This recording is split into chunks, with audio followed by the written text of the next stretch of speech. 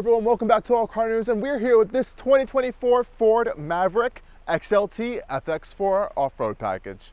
Now, if you guys did watch my previous Maverick video, you might see a very familiar spot they were in, because this is where I had the Maverick Tremor just last summer. So now it's pretty nice to get this Ford Maverick XLT with the FX4 off-road package to kind of get a little bit of a taste of what the big difference is between the two, especially with the big price difference and a lot of the features and options that you could be getting with the Tremor, or you may actually want even more in this XLT with the FX4 off-road package. We have the Maverick here painted in a gorgeous shade of Atlas blue, and these blacked out wheels here we have, and it is, of course, the 2-liter turbocharged EcoBoost 4-cylinder engine under the hood with an all-wheel drive system. Of course, you can get the Maverick with a hybrid system, though if you want the FX4 off-road package or even this Tremor package, you're gonna have to choose this turbocharged engine. Nonetheless, guys, I'm going to show you guys how I've been living with this Maverick over the past week, and I really want to dive in on some of the big differences between it and the Tremor, because there are some big significant things here that you may want to consider if you are shopping for a new Maverick. Let's go dive in. Okay guys, going under the hood of this Ford Maverick here, we have a very familiar powertrain that we saw in the Tremor Maverick, and a familiar powertrain in the Ford lineup is this 2-liter turbocharged EcoBoost 4-cylinder engine, and it is a pretty good powertrain, very potent and very peppy. We have around 250-ish horsepower and over 270 pound-feet of torque. Really surprised at how much power this powertrain has. Honestly, it's pretty more potent than some other more expensive vehicles I have driven this past year, including a Cadillac XT4, for example. This is paired to an 8-speed automatic gearbox, and in this case, it's sending power to all 4 wheels. If you were to opt for the Tremor Maverick, you'll be getting a more advanced all-wheel drive system with this kind of multi-clutch locking rear differential situation, which is going to help to improve some off-road stuff there for you, especially traction in the off-road settings.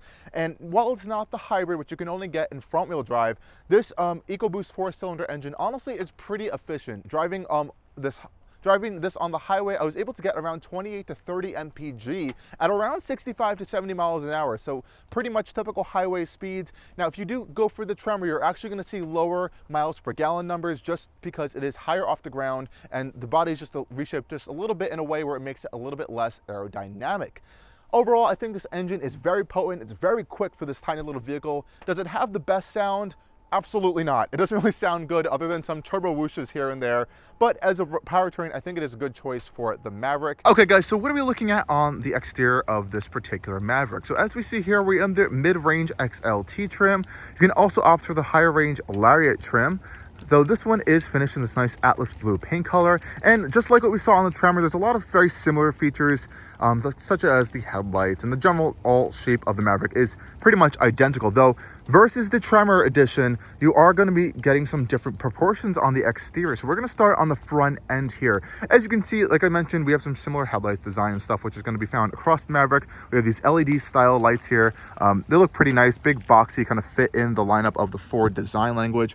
And every single Ford Maverick trim is going to get a unique grille design, also fitting in the line of the Ford kind of ethos of design language. All the different trims and models get their unique grille designs, and this Maverick is no exception. I think it's a very just clean, handsome looking little truck, and I think it looks particularly fine. Though what you will notice up front here versus the Tremor package is the lower bumper area.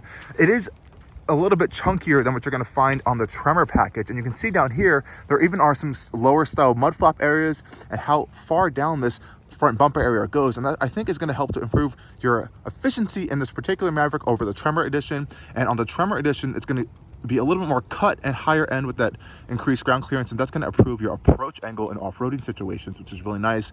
Though what we do see here that is similar, we have these exposed tow hooks. No, they're not going to paint it in that Tremor yellow orange finish here, but they are still there for you.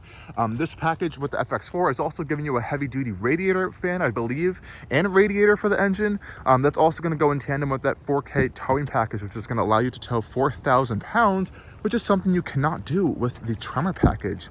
Coming around to the side of the Maverick, we have these nice black wheels here. I think they look pretty tasteful. We are rocking Pirelli Scorpion tires on here. Now, this is another area where you're going to find a little bit of an improvement on the Tremor package. You're going to get a little bit more aggressive tires as standard. Obviously, you can fit whatever you want in the aftermarket, though this is what you're going to be getting on the XLT with the FX4 package. Now, also something to note on here versus the Tremor model is that the Tremor is going to get a unique suspension setup that's going to also raise the vehicle. It's also going to be a little bit stiffer, and the dampers, though the spring rates I think are a little bit softer, so that's going to help some on-road improvements in terms of handling. It's going to feel a little bit more truck-like, a little bit more softer, soaking up some bumps. This particular Maverick does feel a little more car-like to drive on the road, which you will explore in the driving impressions of this video. On the side profile of the Maverick, we can see we have our XLT badge here, which is nice in this kind of blacked out plastic area. We do have body, or I wouldn't say body color, but we do have painted side mirrors. No any kind of repeater here on there for your turn signals, though we do have blind spot monitoring and heated side mirrors, which is a nice touch. Just like the Tremor I particularly had, we don't have the body color door panel or door handle option. That is an actual option you can get on the Maverick if you want to make it look a little bit more, I guess, premium and luxurious. Though these look particularly fine. I don't think there's any problem with these. We do have no keyless access though, so you do have to use a physical key to start the vehicle. Now, in the back of the Maverick here, we can see we have the biggest feature of this little tiny truck is this rear 4.5 foot bed that we have seen in the Tremor as well. Pretty much the same stuff we got in this one. This one has, it looks like a bed liner in it as well. We can open it up pretty easily with this little lock thing here. It doesn't have any sort of like damping when you do open it, so be a little careful.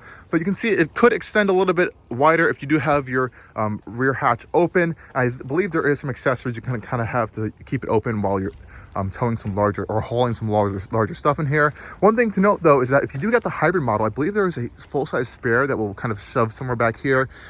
This one being all-wheel drive and the 2-liter turbocharged EcoBoost engine that is kind of axed in favor of, I guess, just more bed space. And of course you have the drive train stuff going on in the back of the vehicle. We also have back here a nice household style outlet that is weather sealed, which is a nice touch. We also have LED lights in the bed of there as well. So there's some nice little stuff in here. We have some tie down points throughout the rear. We also have these little hooks here, which can also be used, I guess, as bottle openers. That also serves for these little points right here, which is kind of fun little touch. So it's a nice space. Again, nice durable stuff going on here with this liner we have back here. And for a 4.5 foot bed, it's not too bad of space. Putting it up, it locks right into place there. Again, no power going on back here whatsoever. We do have a backup camera that is hidden in the Ford badge back here.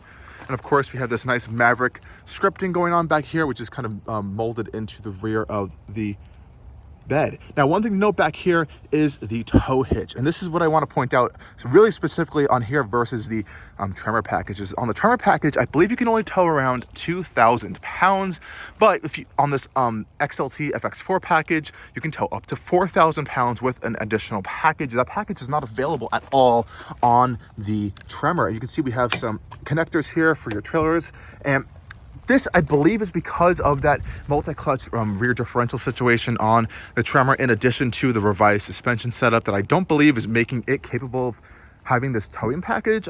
That's my biggest assumption. If you guys know the exact reason, please leave it down in the comments below. Okay, guys, let's go hop inside of the Ford Maverick now. We can unlock the Maverick with the key fob here. And like I mentioned before, you don't really have that comfort access style feature. So you do have a physical key you need to use to get into the Maverick, which means you don't have those touch sensors on the door panels. So we have to manually unlock it and lock the Maverick every single time. So let's unlock our Maverick. We also have remote start in here, which is a nice touch. And I do really like these rear seats for the sense that they have a lot of cool functionality and capabilities to them. The rear seats themselves are definitely not the biggest in the class. This isn't really a crowded class in this segment of the US right now. We really just have this and the Hyundai Santa Cruz. But you can see back here just what I'm talking about in terms of the seat and legroom. We'll hop in a second. What I do want to show you guys is the under seat storage that you have, which is a fantastic feature for some additional kind of secure space. So if you notice on the seats here, you have a little pull tab on both sides. All you have to do is pull this tab up and the seats kind of unlock. They come up to this higher position here, which I can lock them into. And then you can see we have this underfloor storage area back here, which is really nice. I think this is really good to kind of store some additional gear, some equipment. It is kind of a rugged plastic materials that I think is going to be able to take getting a lot of scratches and stuff. And I do like how it locks in this higher end position here, so you don't have to keep like holding it up while you're trying to put stuff in and out. I do believe though, if you get the hybrid model, some of the space might be taken up with some batteries and electrical equipment for that hybrid system. But nonetheless, though, I think it's a pretty good storage space, and closing it is just as easy as unlocking that. Goes back down into there and it locks into place pretty securely, which is nice. Looking on the door panels here, you know, the Maverick is an entry-level, small little pickup truck vehicle, so the materials on any of the Mavericks are really not going to be super high-end. I do like what they are doing with the colors, though, and as well as just the durable plastic that you're going to get around the Maverick. I really like the design here with this kind of textured plastic material here, which almost looks like a granite-style finish. I love the orange accents here, and the rest of the whole interior is this kind of Atlas blue-style finish, which I honestly think looks really nice. And we have a lot of different storage solutions in here for bottles, for cups, and some other stuff in here. We can also see we have this kind of vinyl style armrest here, which is actually pretty squishy enough, and I think will be pretty durable in the long run. And we just do have a window control back here, but again, nothing too advanced. Pretty scratchy materials, though we do get tinted windows back here, which is nice. So standard privacy glass in the rear seats. Now, getting into the rear seats of the Maverick is, well, at least sitting in them is a different story compared to the space we're getting back here. One thing I did note in this particular tester here, which has less than 1,000 miles on it, is the weather stripping seems to be like out of place a little bit up here. And every time I open the door, you can see it's raining today. Water just spills out of here and gets all over the interior, which is a little bit annoying. On the other door, this is not an issue. I'm not sure why this weather stripping is just not built properly. It looks like it's kind of a little bit loose as well. So that's one thing to know in terms of just general quality, but let's hop inside. Oh boy, and see how I fit back here. This is my driving position, and I'm gonna be honest, I kind of moved up as far as I possibly could in a comfortable position to kind of make sure there's enough room back here, but it is tight. I'm gonna close the door because it gets a little dark back here, so you can see just how it feels opening the door, just in terms of light, but it is tight. This is, again, my driving position. I'm around 6 feet tall. My legs back here as a rear passenger are thankfully saved by this cutout in the rear seats. We do have a lot of foot room, though kind of moving my legs side to side is where it gets a little bit cramped feeling. Nothing too big in terms of amenities back here. We do have a USB-C and A outlet, as well as this household style power outlet as well. And I'm not sure what this little hook thing is here. I guess that could be for an accessory, and that's about it. No heated seats or anything back here. We do have a little center console that folds down for 2 cup holders, which is nice. And I believe these seats can fold down in a whole bench style, though you can see here there's really nothing to do back there other than some tether points for a car seat. So there's no kind of pass-through or anything going into the rear of the Maverick. And this window does not go down whatsoever, though it is a nice big large pane of glass. It's pretty tight back here. It's not too much I can say other than that. But I will say the headroom in the Maverick has been fantastic, especially for the front end. This one does not have the sunroof option, which is an option, but back here I have about this much headroom in between the space here, so that's pretty significant. And I think they designed it for a lot of people. You know, they're going to be working, they're going to be in conditions where maybe they have a helmet on, maybe they have a hard hat on or something, and they kind of want to have some space in their Maverick. So I think that's what's really benefiting it in here in terms of headroom. We do have this interior light here, which appears to be LED, which is a nice touch, and we also have those up there, though it is a little bit of a dark interior space, aside from this kind of bright color scheme that we have in this particular Maverick. But let's go hop up front here and take a tour of what's going on in the front end.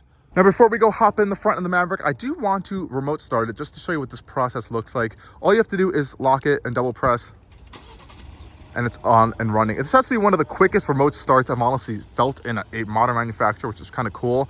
Though remember, we do have to put the key in, so let's go see how that works.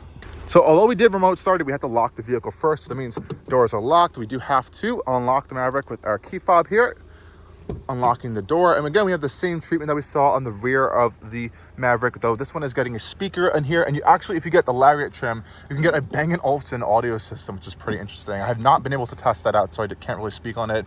Again, nice same storage solutions over here. I love these little exposed screws on there. It makes it look a little bit more rugged. That blue is completely covering the entire interior as well. A quick look at these seats, which are pretty wide and comfy. They are all cloth in the Maverick, unless you go for the Lariat. It's kind of a faux leather style material. I think it's a cool pattern with the different cloth. I love the orange stitching on here, and they are generally pretty comfortable. And the driver's seat with this particular XLT package is fully powered with lumbar support, which is a nice touch. But let's go hop inside.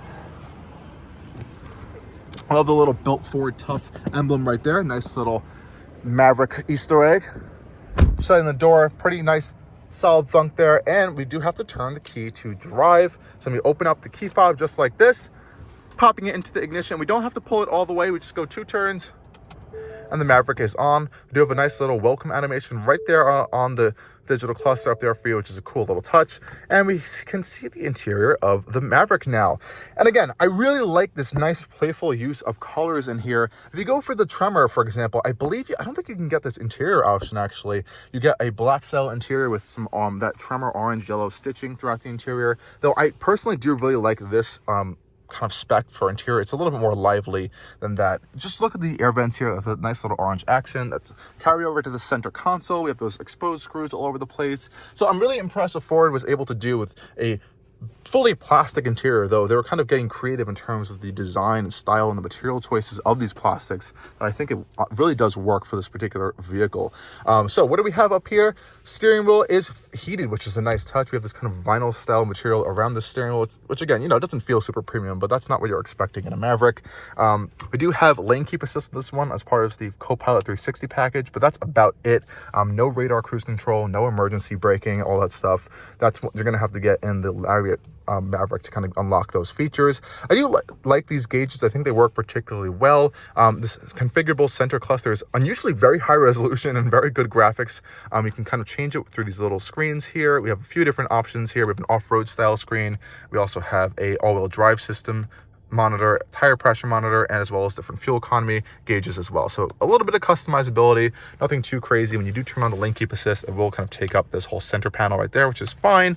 And again, we have our wipers here, not automatic. And I think the steering wheel controls are okay. I just think the volume controls and the forward and reversing track buttons should be on like the same side. It's kind of weird that they're on opposite ends, but again, weird little annoying complaint here. On the side panel here, we have our headlight controls. This one is also getting a trailer brake controller as part of our 4K towing package. We also have a rear bed light button right there, which is pretty nice. And again, pretty simple and easy controls over there.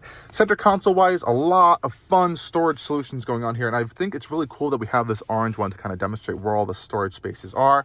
You can have some storage up here, right behind the infotainment screen. We have storage right next to the infotainment screen. We also have this absolutely massive storage panel down here in the Maverick, which actually, it looks like it's removable. So if it gets a little dirty, you kind of like empty it out. It's rubberized material, feels nice and squishy. You can stick it right back in there, which is cool.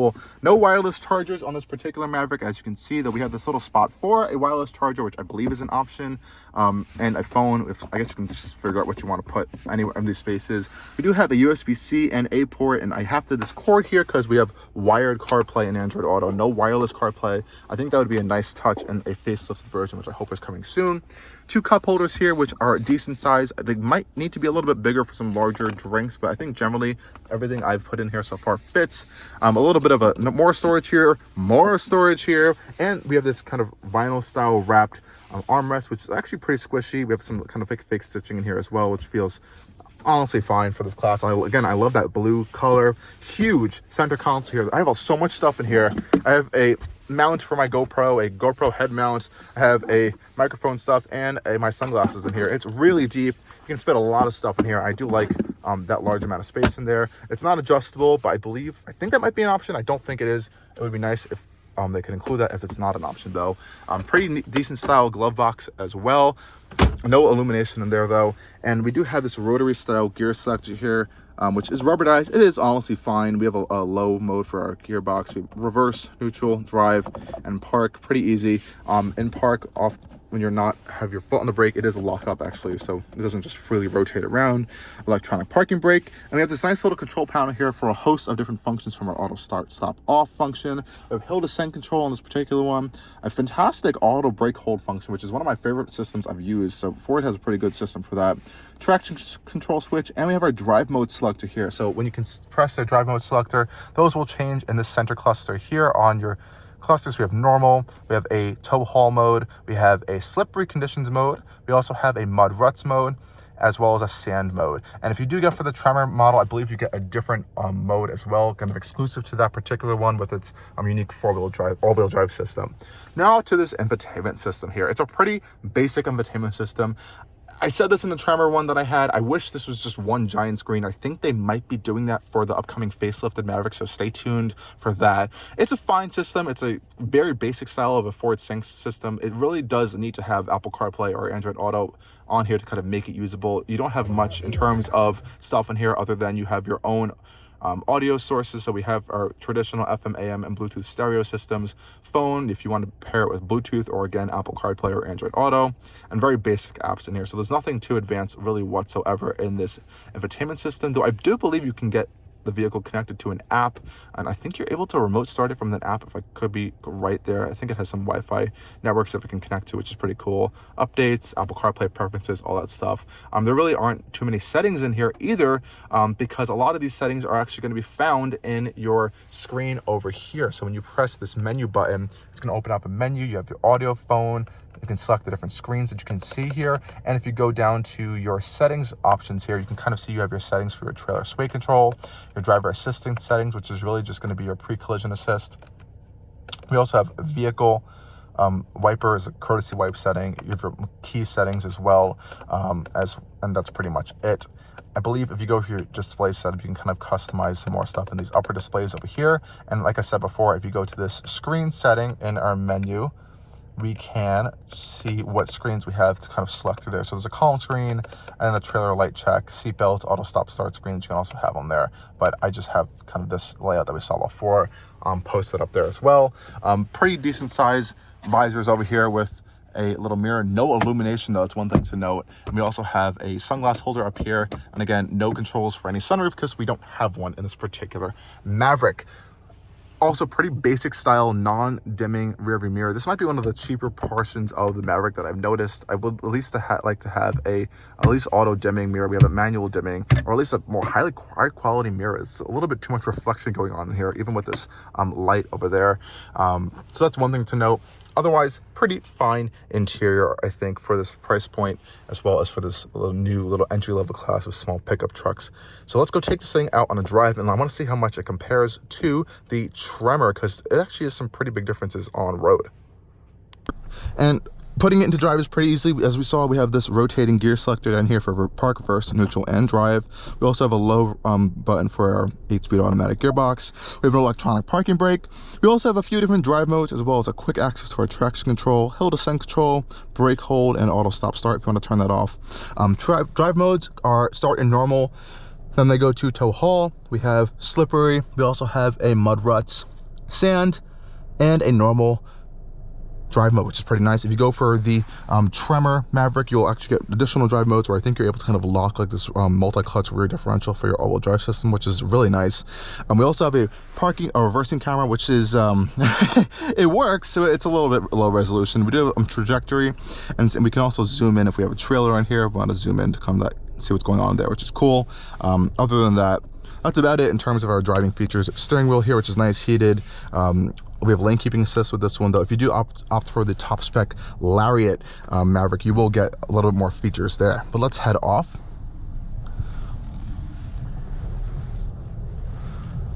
Now, this Maverick does have a 2-liter turbocharged EcoBoost 4-cylinder engine. That is one of the options you can get with the Maverick. Of course, there is the Hybrid Maverick, which is front-wheel drive only, a lot less power, though really impressive fuel economy. Though I have to say, this EcoBoost 4-cylinder provides some really significant power numbers for what it is, and I have to say, it is still pretty good on gas. I got around 32 almost miles per gallon on the highway the other day, which was honestly very impressive. Even traveling at highway speeds around 65 to 70 miles an hour, which I was actually quite impressed with. And that's actually better than the EPA rated figures of around 8 miles per gallon on the highway.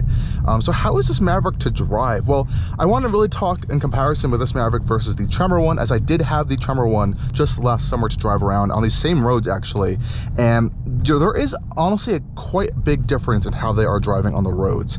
This XLT Maverick, or any Maverick that's not the Tremor package, is really going to feel a lot different than that particular Tremor package, specifically just how it's set up. The Tremor package is giving you a higher suspension, a unique kind of off-road focused suspension, so it's going to be a little bit softer over these bumps, especially on roads. And that extra inch of ground clearance, again, that revised suspension settings and everything, really does change how the Maverick feels on the roads.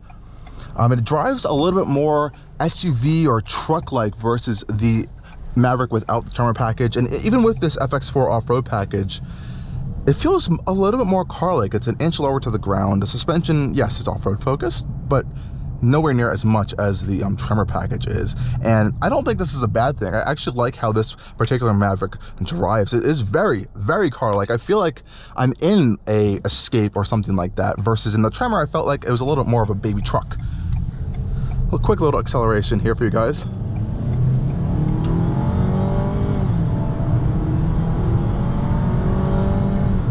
Whew.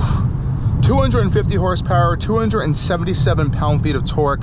This Maverick really does get up to speed very quickly, and honestly I'm very impressed with just how peppy this powertrain is. It's honestly quite fantastic, and with this FX4 package and the 4K tow package, you are getting some upgraded internals under the hood to kind of compensate for it allowed to be towing up to 4,000 pounds, which is pretty impressive. The Maverick weighs just around 4,000 pounds, or I believe just under 4,000 pounds too. So that's a pretty good feat for it.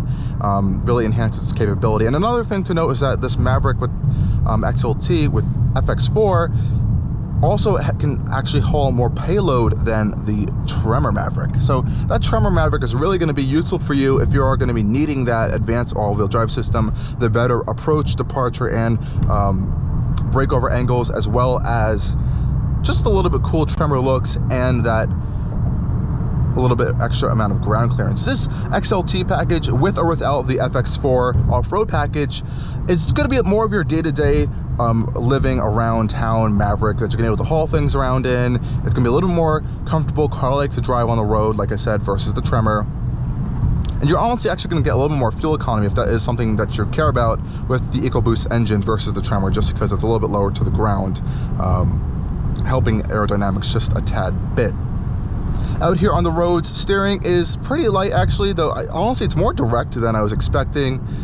Nothing sporty, obviously. This is a little pickup truck, but it does handle itself quite well. There really isn't too much body roll in the corners, which you kind of would expect out of a pickup truck, though that's something you're going to kind of see a little bit more in the Tremor one, as it's a little bit higher off the ground and the suspension's a little bit more capable of leaning in and out of itself, which is going to help in some off-road settings, but on the road it feels a little more truck-like.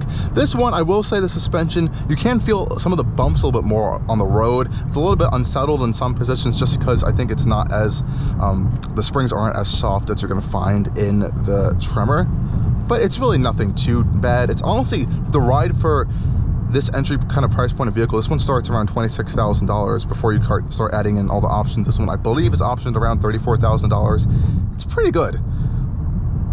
It honestly rides better than some other entry-level vehicles, not necessarily a direct competitor, but things like a Chevy Trax or Invista, those similar price point vehicles. This feels a lot more solid actually, and rides a little bit better than those that I've noticed. I think Ford has used a little bit more aluminum components on the chassis of this. It's a general steel chassis, unibody chassis, but I think Ford has made a little bit more heavy use of aluminum components, especially specifically in the suspension area, and I think that's helping to kind of improve the rigidity and just general structural strength of this vehicle versus some other like entry-level priced vehicles in the market right now. Nonetheless, guys, I hope you enjoyed this quick drive of the 2024 Maverick XLT with the FX4 off-road package. Definitely go check one of these out if you are able to get your hands on one of them. And you know, if you're comparing it to something like the Maverick Tremor, I would definitely drive the two back to back and see how they fit your daily needs. General day-to-day driving, if you live in a suburban area where you don't really have any sort of like off-road driveways or off-road situations you have to use all the time, I think that's probably going to be your best bet for going for this one. If you need that additional kind of off-road capability, you're going to want to go with the more aggressive Maverick Tremor, or something if you need a little more space or touring capacity, you're going to want to go with maybe a competitor, which there aren't many. A Hyundai Santa Cruz is really your only other option. Anyways, guys, thank you guys for watching this video on the 2024 Maverick XLT with the FX4 off-road package, and as always, stay tuned for more coming on Allcarnews. Cheers.